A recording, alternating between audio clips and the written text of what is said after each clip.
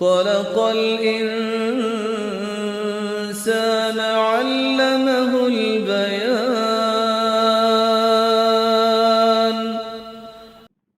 نحمده ونصلي على رسوله الكريم، أما بعد فأعوذ بالله من الشيطان الرجيم. بسم الله الرحمن الرحيم. رب اشرح لي صدري ويسر لي أمري واحلل عقدة من لساني يفقهوا قولي. ترجمہ: قد تحقیق، خلط گزر چکی، من قبلکم تم سے پہلے، سنن کئی امتیں، فسیرو تو چلو پھرو، فی الارض زمین میں، فانظرو پھر دیکھو، کیفا کس طرح، کانا ہوا، عاقبت انجام، المکذبین جھٹلانے والوں کا، ھذا یہ، بیان بیان ہے، للناس لوگوں کے لیے، وہدن اور ہدایت ہے، وموعظۃ اور نصیحت ہے، للمتقین تقوی والوں کے لیے، ولا اور نہ، تہنو تم ہمت ہارو، سستی کرو، ولا تحزنو اور نہ تم غم کرو، وانتم اور تم ہی، الاعلون بلند ہو، ان کنتم اگر ہو تم، مؤمنین مومن، ان اگر، یمسسکم پہنچا تم کو، چھو جائے تم کو، قرح کوئی زخم، فقط تو تحقیق، مس القوم پہنچا ایک قوم کو،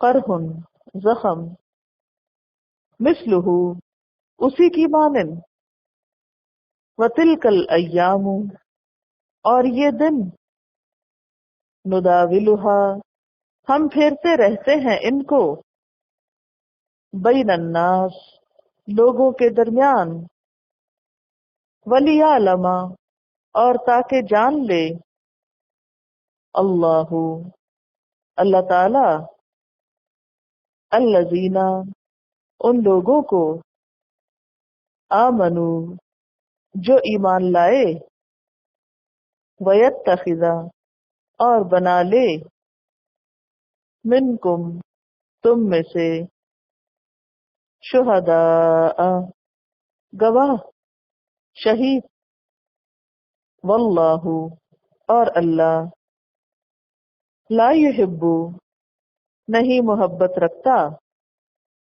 الظالمین ظالموں سے، ولیمحص اور تاکہ خالص کر لے، اللہ اللہ تعالی، الذین آمنوا ان لوگوں کو جو ایمان لائے، ویمحق اور مٹا دے، الکافرین کافروں کو، ام یا، حسبتم سمجھا تم نے، گمان کیا تم نے، ان کہ، تدخلوا تم داخل ہو جاؤ گے، الجنت جنت میں، ولما حالانکہ نہیں، یعلم اللہ جانا اللہ نے، الذین ان لوگوں کو، جاہدوا جنہوں نے جہاد کیا، منکم تم میں سے، وَيَعْلَمَ الصَّابِرِينَ اور جانا صابروں کو، صبر کرنے والوں کو، وَلَقَدْ اور البتہ تحقیق کن تھے تم تمنونا تم تمنا کرتے الموت موت کی من قبلی اس سے پہلے ان کے تلقوہ تم ملاقات کرو اس سے فقط تو تحقیق رأیتموہ دیکھ لیا تم نے اس کو وانتم اور تم تنظرون تم دیکھ رہے تھے تفسیر قد خلت من قبلکم سنن تحقیق گزر چکی تم سے پہلے کئی امتیں سنن کا لفظ جو ہے یہ سنت ان کی جمع ہے طریقے راہیں واقعات امتیں پہلے بہت سی امتیں گزر چکی یا ان کے طریقے گزر چکے فسیروا فی الارض پس چلو پھرو زمین میں فانظروا پھر دیکھو کیف کان عاقبۃ المکذبین جھٹلانے والوں کا انجام کیسے ہوا دیکھو قوم نوح کو قوم عاد قوم ثمود قوم لوط قوم فرعون ان سب کے ساتھ کیا ہوا ان پر کیا گزری ان جھٹلانے والوں کا انجام کیا ہوا ھذا بیان للناس یہ ایک بیان ہے سب لوگوں کے لیے وہدن اور ہدایت وموعظۃ اور نصیحت للمتقین تقوی والوں کے لیے کیا بیان کیا نصیحت کیا عبرت کہ دیکھو دنیا میں کئی قومیں آئیں اور کئی چلی گئیں مختلف تہذیبیں بنی اور مٹ گئیں سب آئے اور چلے گئے اور ان میں کامیاب وہی لوگ ہوئے جنہوں نے اطاعت کی راہ اختیار کی تقوی کی اور انہی کے حصے میں ناکامی آئی جنہوں نے اللہ کی باتوں کو جھٹلا دیا اب اس نصیحت کے بعد پھر تبصرہ ہے جنگ احد پر وَلَا تَهِنُوا اور کمزوری نہ دکھاؤ سستی نہ دکھاؤ تہنو کا لفظ وہن سے ہے واو ہے نون وہن کہتے ہیں کمزور ہونے کو اس کا استعمال مادی طور پر ہو تو ہڈی یا سخت چیز کا کمزور ہونا ہوتا ہے جیسے بڑھاپا اور مانوی استعمال ہو تو عمل کی کمزوری یا اخلاقی کمزوری مراد ہے یعنی یا تو جسمانی طور پر کمزور ہونا جیسے ماں بچے کی پیدائش میں کمزور ہوتی ہے تو وہن لا وہن کہا گیا یا پھر رائے وغیرہ میں کمزوری پیدا ہو جانا اخلاقی کمزوریاں پیدا ہو جانا فرمایا ولا تہنو کمزور نہ پڑو بودے نہ پڑو سست نہ ہو ولا تحزنو اور غم نہ کرو حزنون حزن کسی معاملے میں طبیعت کا بے چین رہنا غم و اندوہ اضطراری کیفیت یعنی جنگ میں جو کچھ ہو چکا سو ہو چکا اب اس پچھلے شوق کی وجہ سے اس حادثے کی وجہ سے آئندہ کے لیے اپنی ہمت پست نہ کرو اور نہ اس کا غم مناتے رہو وَأَنْتُمُ الْأَعْلَوْنَ اور تم ہی بلند ہوگے تم ہی غالب رہو گے اعلون کا لفظ علا یعلو علوًا سے ہے یعنی تم ہی بلند رہو گے ان کنتم مؤمنین اگر تم مومن ہوئے اگر تم نے ایمان کے تقاضے پورے کیے تو پھر بلندی تمہارے ہی مقدر میں ہوگی لیکن آج جب ہم دیکھتے ہیں کہ مسلمان پستی کی طرف جا رہے ہیں زوال کی طرف جا رہے ہیں بلندیوں سے نیچے آ رہے ہیں تو پھر کمی کہاں ہے کوتاہی کہاں ہے کس چیز کی کمی بتائی جا رہی ہے یہاں ایمان کی تو آج ہم سب کو پھر اصل طاقت جو حاصل کرنی ہے وہ کس میں ایمان میں کیونکہ ایمان مضبوط ہو تو انسان ہر چیز کا مقابلہ کر سکتا ہے آج بھی ہو گر ابراہیم کا ایمان پیدا آگ کر سکتی ہے انداز گلستاں پیدا حضرت ابراہیم علیہ السلام کے لیے آگ کیوں گلزار بنی اس لیے کہ ان کے اندر ایمان تھا اگر ہمارے اندر بھی سچا ایمان پیدا ہو جائے تو دشمن مقابلے پہ ٹھہر نہیں سکتا کیونکہ ہوتا کیا ہے جب انسان اپنی کوشش کے باوجود اپنے کسی ٹارگٹ میں کسی ایم میں نقصان اٹھا جاتا ہے تو پھر وہ آئندہ سے ہمت ہار بیٹھتا ہے فرمایا نہیں ہمت نہیں ہارنی ولا تہنو سست نہیں پڑنا. ولا تحزنوا، غم بھی نہیں کرنا. 70 شہید ہو گئے، گھر گھر میں صف ماتم، بے شمار زخمی ہوئے، خود نبی صلی اللہ علیہ وسلم کے دندان مبارک شہید ہوئے، جو بچے انہوں نے سخت چوٹیں کھائیں. آپ دیکھیں کہ شکست بہت خراب لفظ ہے، جو سنتا ہے وہ دل توڑ بیٹھتا ہے، نہیں میں نے نہیں کرنا، حوصلہ ہار بیٹھتا ہے. اور میں نہیں، لا تہنوا، کوئی سستی نہیں، ولا تحزن، کوئی غم نہیں، مت غم مناؤ. وانتم الاعلون، آئندہ کے لیے امید رکھو، اپنی غلطیوں پہ نظر رکھو. وانتم الاعلون ان کنتم مؤمنین، تم ہی غالب رہو گے اگر تم مومن ہوئے. تمہارا ایمان سچا ہوا تو کامیابی تمہارے ہی لیے ہے. ہمارا حال کیا ہوتا ہے عام روزمرہ زندگی میں؟ کوئی اچھا کام کسی بڑے ولولے جذبے جوش سے ہم کرنے چلے، ویسا نہ کر سکے جو کرنا چاہتے تھے. فرمایا لا تہنوا ولا تحزنوا. کسی بھی کام کو کرنے کے لیے یقین محکم، عمل پہم، محبت فاتح عالم، یہ 3 چیزیں ساتھ ہوں گی تو کامیاب ہوگے. وانتم الاعلون ان کنتم مؤمنین، اگر تم مومن ہو. ایمان بہت سی چیزوں کو کور کرتا ہے. اچھا، ہماری بڑی خامی ہے کہ ہم بعض اوقات غم کھاتے رہتے ہیں اور غم کھا کھا کر اپنے آپ کو کمزور کر لیتے ہیں، اور جو صلاحیتیں ہمارے اندر ہوتی ہیں ان سے بھی صحیح فائدہ نہیں اٹھاتے. اس لیے خاص طور پہ روکا گیا ولا تحزنوا، اتنی بڑی شکست، فرمایا لا تحزنوا. ہمارے ہاں کیا ہوتا ہے، تھوڑا سا کسی کو زخم لگ جائے، ذرا سی کسی کے ساتھ کوئی تکلیف ہو جائے، ہم اس کی سچویشن اتنی پتھیٹک بنا دیتے کر کر کے باتیں، اس کو بھولنا ہی نہیں دیتے وہ غم. کام کرنے والی قومیں، زندہ قومیں، با مقصد جینے والے لوگ غم نہیں مناتے. غم آتا ہے، دکھ آتا ہے، صبر کرتے ہیں، اس کو اپنے اوپر سوار نہیں کر لیتے، وہ زندگی کا ایم نہیں بنا لیتے.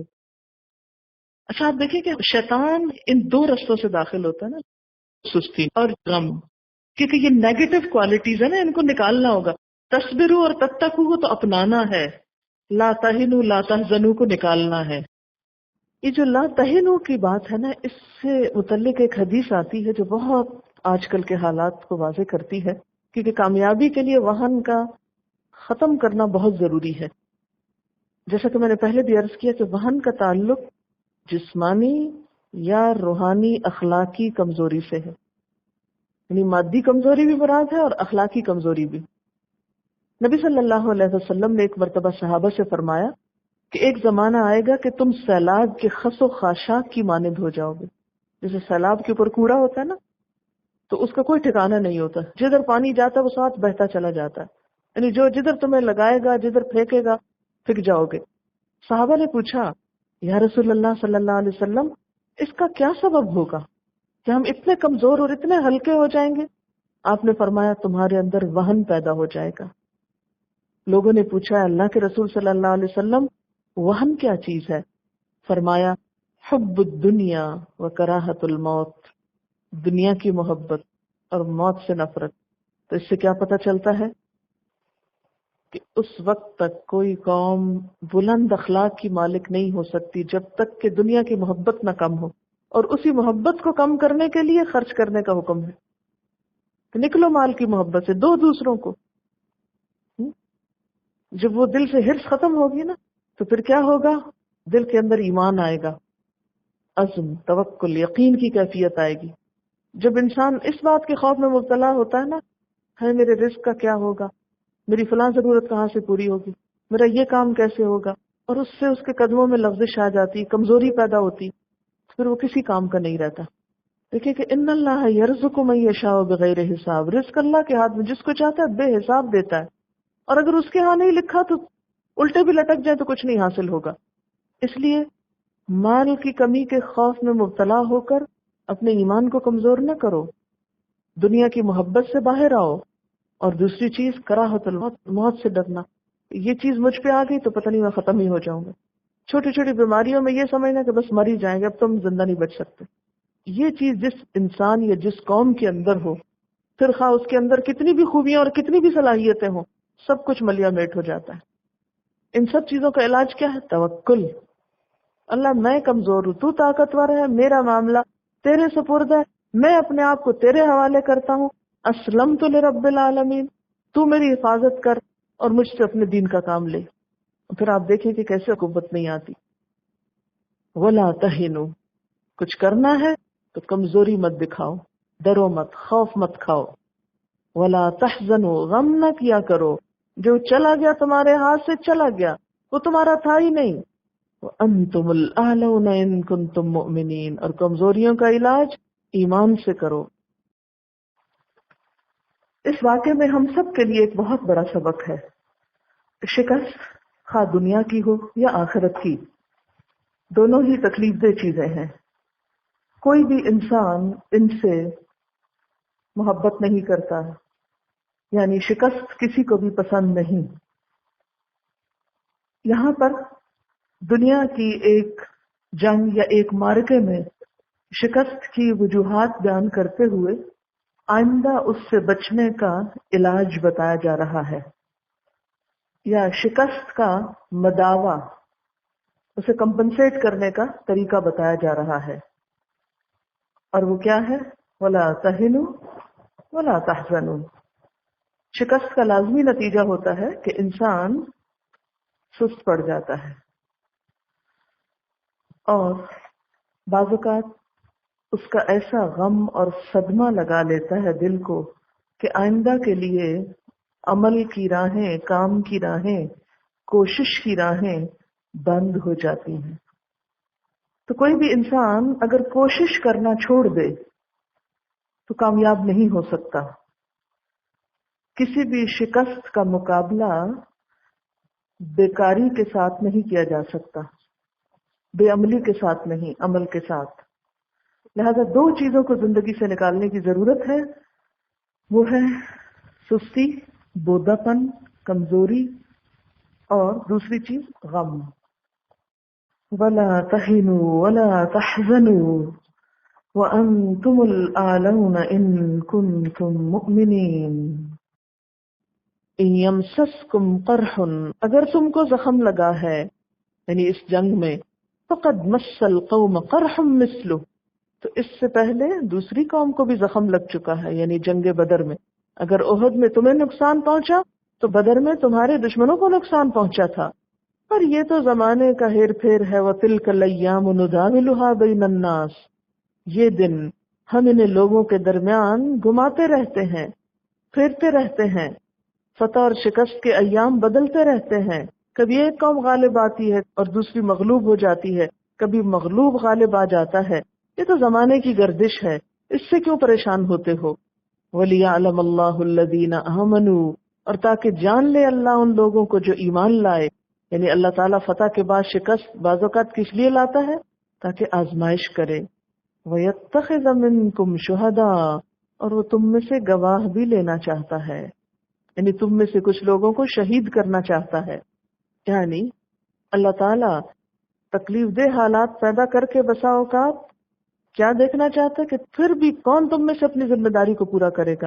اور ویسے بھی یہ کہ جنگ احد میں جب مشکل وقت آیا تھا تو 70 صحابہ کرام شہید ہوئے تھے، اور شہادت کا درجہ بہت بلند ہے۔ فرمایا کہ ہر چیز میں روشن خیال رہو، آپٹمسٹک رہو، نقصان میں بھی فائدے کی چیزیں تلاش کرو۔ ان مع العسر یسرا، تنگی کے ساتھ آسانی بھی ہوتی ہے۔ اگر حالات تمہارے فیور میں نہیں تو تم دیکھو گے وہاں سے بھی خیر پھوٹے گی۔ اس لیے کبھی بھی مایوس نہ ہو، مایوسی کفر ہے، مایوسی وہن پیدا کرتی ہے، مایوسی انسان کو پیچھے لے جاتی ہے۔ واللہ لا يحب الظالمین، اور اللہ ظالموں سے محبت نہیں رکھتا۔ کون ہے ظالم؟ جو مایوس ہونے والے ہیں اور جو اللہ کی اطاعت نہیں کرنے والے۔ اور اللہ تعالیٰ یہ دن اس لیے بھی تم پر لایا ہے وَلِيُمَحِّصَ اللَّهُ الَّذِينَ آمَنُوا، تاکہ اللہ ایمان والوں کو چن لے۔ وہ دیکھنا چاہتا ہے نا کہ سچا ایمان کس کا ہے۔ یمحص کا لفظ میم ہے صاد سے ہے، محض کہتے ہیں خالص کرنا، کھوٹ اور عیب سے پاک کرنا۔ وَيَمْحَقَ الْكَافِرِينَ، اور کافروں کو مٹانا چاہتا ہے، میم ہے قاف، کسی چیز کو کمزور اور مزمحل بنا دینا، باطل کر دینا، بے برکت اور بے جان بنا دینا۔ گھٹا دینا، کم کر دینا. یعنی اللہ مومنوں کے اوپر جب تکلیف لاتا ہے تو کس لیے؟ تاکہ مومن اور چمک اٹھیں، نکھر اٹھیں. اور کافروں پہ تکلیف لاتا ہے تو کس لیے؟ کہ وہ ختم ہو جائیں، کیونکہ ان کے لیے تو کوئی آخرت نہیں ہے نا. ان کو تو جب نقصان ہوتا ہے تو مایوسی ان پہ چھا جاتی ہے اور پھر وہ ختم ہو جاتے ہیں. یعنی تکلیف مومن کے لیے کس کا سبب بنتی ہے؟ ایمان میں اضافے کا سبب، خالص ہونے کا سبب، آگے بڑھنے کا سبب. اور کافر کے لیے مایوسی کا سبب، ختم ہو جانے کا سبب. یعنی تکلیف میں مومن چمک اٹھتا ہے، آزمائش سے مومن نکھر اٹھتا ہے. اور ایسے حالات میں کافر ختم ہو کر رہ جاتا ہے، وہ سروائیو نہیں کر سکتا کیونکہ اس کا حوصلہ ہی نہیں. تو پھر صبر کا ہی تو امتحان ہے نا. ام حسبتم ان تدخلوا الجنہ، کیا تم نے سمجھ رکھا ہے تم یوں ہی جنت میں داخل ہو جاؤ گے؟ وَلَمَّا يَعْلَمِ اللَّهُ الَّذِينَ جَاهَدُوا مِنْكُمْ، حالانکہ اللہ نے ابھی جانا ہی نہیں ان لوگوں کو جنہوں نے تم میں سے جہاد کیا. یعنی جنت میں جانے کے لیے مشقتیں تو لازمن آئے گی، مشقتوں کا آنا تو ضروری ہے. جنت کانٹوں بھرا رستہ ہے. وَيَعْلَمَ الصَّابِرِينَ، اور اس آزمائش کے ذریعے اللہ صابروں کو بھی دیکھنا چاہتا تھا کہ صابر کون ہے. تکلیف آنے کے بعد بھی کون ایمان پہ جمے رہتا ہے، کون اپنے مقصد پہ قائم رہتا ہے. ورنہ عام طور پر کیا ہوتا ہے، جب ہمارے راستے میں کوئی تکلیف آتی ہے، اور خصوصاً نیکی کے راستے، دنیا کے کام میں تکلیف بھی آئے تو ہم کہتے ہیں پھر کیا کریں، کام تو کرنا ہی ہے نا. لیکن دین کے راستے میں تکلیف آئے تو ہم فوراً سوچتے ہیں شاید یہ راستہ ہی ٹھیک نہیں، شاید اللہ کو منظور ہی نہیں کہ میں کوئی اچھا کام کروں، اور ایسے بہت سے بہانے کر کے پیچھے پلٹ جاتے ہیں. تو اللہ تعالیٰ فرماتے ہیں یہ میں ٹیسٹ کر کر کے دیکھتا رہتا ہوں کون جمتا ہے، کون سچا ہے، کون خالص ہے، کون واقعی میرے لیے آیا ہے. جو میرے لیے نیک راستے پہ چلے پھر وہ پلٹ نہیں سکتا، خواہ راستہ کتنا ہی دوبر ہو. وہ جان تو دے دے گا لیکن پیٹھ نہیں پھیرے گا. پیٹھ پھیرنا بزدلوں کا کام ہوتا ہے. نیکی کے کام سے، میدان جنگ اور جہاد سے بھاگ جانا بزدلوں کا کام ہوتا ہے. قرآن پاک کی ایک اور صورت میں بھی آتا ہے احسب الناس ان یترکوا ان یقولوا آمنا وہم لا یفتنون، کیا لوگوں نے یہ سمجھ رکھا ہے کہ یوں ہی چھوڑ دیے جائیں گے صرف اتنا کہنے پہ کہ ہم ایمان لائیں اور وہ آزمائے نہ جائیں گے. دین کے راستے میں آزمائش تو شرط ہے. یہ راستہ تو کانٹوں والا ہے، اس میں تو ضرور پرکھ ہوگی، اس میں تو ضرور خلاف توقع اور تمہاری مرضی کے خلاف باتیں آئیں گی. پھر دیکھا جائے گا کہ تم میں سے کون جہاد کرتا ہے اور کون اپنے دعووں اور نیتوں میں سچا ہے اور کون صبر کرتا ہے. وَلَقَدْ كُنْتُمْ تَمَنَّوْنَ الْمَوْتَ، اور البتہ تحقیق تم موت کی تمنائیں کر رہے تھے. اشارہ ہے ان صحابہ کرام کی طرف جو شہادت کا شوق لیے ہوئے مدینہ سے باہر نکل کر جنگ کرنا چاہتے تھے. من قبل ان تلقوہ، اس سے پہلے کہ تم نے اس سے ملاقات کی. موت کے سامنے آنے سے پہلے، یعنی جنگ احد میں جب ہر طرف موت چھائی ہوئی تھی، اس سے پہلے تو تم خود بھی چاہتے تھے کہ شہید ہو جاؤ. فقد رأیتموہ، پس تحقیق تم نے دیکھ لیا اس کو. وانتم تنظرون، اور تم اپنی آنکھوں سے دیکھ رہے تھے کہ موت دوڑ دوڑ کے تمہاری طرف آ رہی تھی. شہادت کا شوق رکھنا تو بہت اچھا ہے لیکن موت کی تمنا منع ہے. نبی صلی اللہ علیہ وسلم نے فرمایا تم دشمن کی مٹ بھیڑ کی آرزو مت کرو اور اللہ سے عافیت طلب کرو، تاہم جب از خود حالات ایسے بن جائیں کہ دشمنوں سے لڑنا پڑے تو پھر ثابت قدم رہو اور یہ بات جان لو کہ جنت تلواروں کی چھاؤں میں ہے. فقد رأیتموہ وانتم تنظرون، تم نے دیکھ لیا اس کو اور تم اپنی آنکھوں سے دیکھ رہے تھے. یہاں رأیتم اور تنظرون دو لفظ ہیں. رأا ہوتا ہے کسی چیز کا ادراک کرنا، خواہ وہ آنکھوں سے ہو یا غور و فکر سے یا امیجنیشن سے، اور تنظرون کس کے لیے ہے؟ آنکھوں سے دیکھنا، نظر ڈالنا. یعنی تم نے موت کو تلواروں کی چمک میں، نیزوں کی تیزی میں، تیروں کی یلغار میں دیکھ لیا تھا. اللہ تعالیٰ فرماتے ہیں وَسَارِعُوا إِلَى مَغْفِرَةٍ مِّن رَبِّكُمْ وَجَنَّةٍ عَرْضُهَا السَّمَاوَاتُ وَالْأَرْضُ أُعِدَّتْ لِلْمُتَّقِينَ، اپنے رب کی بخشش اور جنت کی طرف جلدی چلو، اس کے لیے کوشش کرو، دوڑو. لیکن وہ جنت کس کے لیے تیار کی گئی ہے؟ ان کی صفات دیکھیے. نمبر 1، الذین ينفقون فی السراء والضراء، وہ جو خوشحالی اور تنگ دستی دونوں میں اللہ کی راہ میں مال خرچ کرتے ہیں. نمبر 2، دوسری صفت کیا ہے جنت میں جانے والوں کی؟ والکاظمین الغیظ، جو غصے کو دبا لیتے ہیں، کنٹرول کر لیتے ہیں. نمبر 3، والعافین عن الناس، لوگوں سے درگزر کر جاتے ہیں، معاف کر دیتے ہیں. نمبر 4، المحسنین. نمبر 5، والذین اذا فعلوا فاحشۃ او ظلموا انفسهم ذکروا اللہ، کہ جب ان سے کوئی بے حیائی کا یا ظلم کا کام ہو جاتا ہے، کوئی غلطی یا گناہ ہو جاتا ہے، تو کیا کرتے ہیں؟ اللہ کو یاد کرنے لگتے ہیں، ان کے دل میں فوراً اللہ کا خیال آ جاتا ہے. نمبر 6، اس غلطی اور گناہ پر فاستغفروا لذنوبہم، اپنے گناہوں کی بخشش چاہتے ہیں، ان غلطیوں پر استغفار کرتے ہیں. اور نمبر 7، ولم یصروا علی ما فعلوا، اپنی غلطی پہ اصرار نہیں کرتے. اولئک جزاؤہم مغفرۃ، کنکلوژن ہے ایسے لوگوں کی جزا مغفرت ہے، من ربہم، ان کے رب کی طرف سے، وجنات، اور باغات ہیں، تجری من تحتها الانہار، جن کے نیچے نہریں بہ رہی ہیں، خالدین فیہا، اس میں وہ ہمیشہ رہیں گے، ونعم اجر العاملین، کتنا اچھا اجر ہے عمل کرنے والوں کا. اب آپ دیکھیے کہ ابتدا بھی مغفرت اور جنت کی بات سے ہو رہی ہے، کنکلوژن پہ بھی مغفرت اور جنت کی بات ہے، اینڈ اس پہ ہو رہا ہے کہ عمل کرو گے تو بات بنے گی، اور درمیان میں کچھ اعمال کا ذکر کیا گیا ہے. اب اپنے آپ سے سوال کیجئے کہ کیا جنت میں جانے والوں کی یہ صفات میرے اندر ہیں، اور میں ان کو پیدا کرنے کے لیے کیا کوشش کر رہی ہوں؟ کیونکہ یہاں کیا کہا جا رہا ہے؟ نعم اجر العاملین، کتنا اچھا اجر ہے عمل کرنے والوں کے لیے، کام کرنے والوں کے لیے.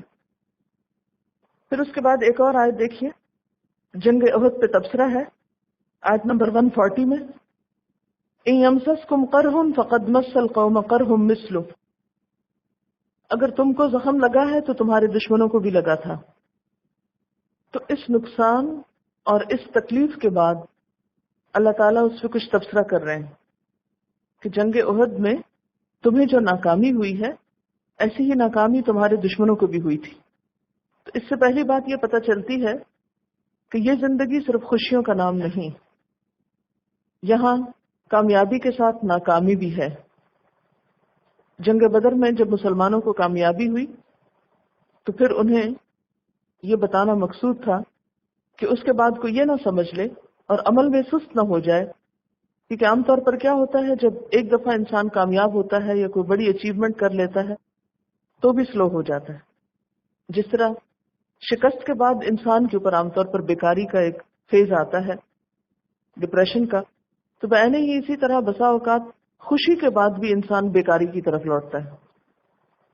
آپ نے دیکھا ہوگا کہ عام طور پر لوگوں کو جب کوئی اچیومنٹ ہوتی ہے تو اس کے بعد وہ کیا کہتے ہیں؟ اب ریلیکس کرتے ہیں، اب آرام کرتے ہیں. لیکن ایک مومن جو ہے اس کی زندگی میں اعتدال ہوتا ہے، نہ تو وہ غم سے مایوس ہو کر اپنا کام چھوڑتا ہے اور نہ خوشی میں اپنے کام سے باز آتا ہے. اور یہ غم اور خوشی دونوں کیا ہیں؟ وَتِلْكَ الْأَيَّامُ نُدَاوِلُهَا بَيْنَ النَّاسِ، یہ تو لوگوں کے درمیان ہم گھماتے رہتے ہیں. نداولها کا لفظ ہے، یہ بڑا اہم ہے. اس کو اگر آپ امیجن کریں تو خوشی کو یا غم کو کسی بھی چیز سے تشبیہ دیتے ہیں. تو جیسے پارسل گیم کھیلتے ہیں نا، تو اس میں کیا ہوتا ہے کہ وہ پارسل جو ہے کبھی ایک کے پاس ہے تو وہ پھر دوسرے کے پاس چلا گیا، پھر تیسرے، پھر کرتے کرتے گھوم کے پہلے کے پاس آ گیا. زندگی میں خوشی اور غم اسی پارسل گیم کی طرح ہے. خوشی اور غم انسان پہ چکر لگاتے ہیں، انسان کے اوپر گھومتے رہتے ہیں. آج خوشی ہے تو کل غم، پھر خوشی، پھر غم، کبھی غم پر غم، کبھی خوشی پر خوشی. لیکن کبھی ایسا نہیں ہو سکتا کہ کوئی شخص محض خوش ہی رہے یا محض غمگین ہی رہے. دونوں صورتیں اور دونوں حالتیں آتی رہتی، اور ان چیزوں کو ایکسپٹ کر لینا ہی انسان کی کامیابی ہے. اور انہیں ایکسپٹ کر کے اپنے عمل سے منہ نہیں موڑنا، کام نہیں چھوڑنا. اللہ تعالیٰ کے ہر کام میں ایک مصلحت ہوتی ہے. خوشی بھی آزمائش ہوتی ہے غم بھی آزمائش ہوتا ہے، کیونکہ فوراً بعد اللہ تعالیٰ فرماتے وَلِيَعْلَمَ اللَّهُ الَّذِينَ آمَنُوا.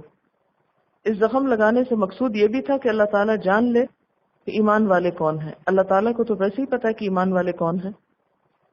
اس طریقے سے جاننے کا مطلب کیا ہے؟ تاکہ قیامت کے دن ان کا عمل ہی ان کے خلاف گواہی دے کہ یہ صرف جھوٹا دعویٰ تھا، زبان سے ایک قول تھا، عمل میں کچھ نہیں تھا. وَيَتَّخِذَ مِنْكُمْ شُهَدَاءَ. یہ دوسری قسم کے لوگ ہیں کہ تم میں سے شہداء بھی لے، یعنی کچھ لوگوں کو شہادت کا درجہ اور موقع بھی عطا کرنا تھا. آگے وَلِيُمَحِّصَ اللَّهُ الَّذِينَ آمَنُوا. اس شکست کا ایک مقصود اور بھی تھا کہ ایمان والوں کو اللہ خالص کر لے، چن لے، انہیں ہر کھوٹ سے پاک کر لے.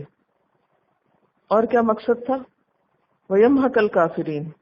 کافروں کو مٹا دے. اور کیا تھا؟ وَيَعْلَمَ الصَّابِرِينَ. صابرین کو جان لے.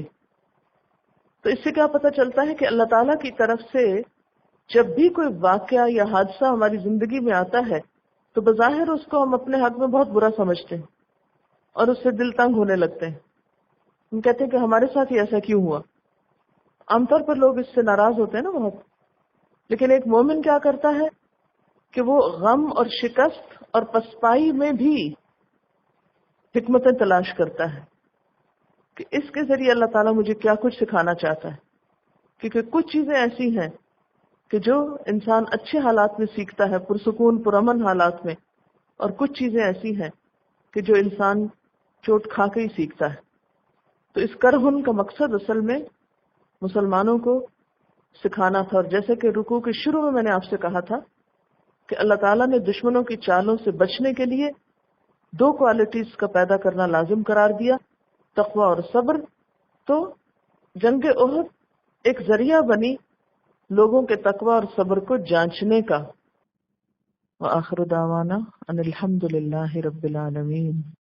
سبحانک اللہم وبحمدک اشہد ان لا الہ الا انت نستغفرک ونتوب الیک. والسلام علیکم ورحمۃ اللہ وبرکاتہ.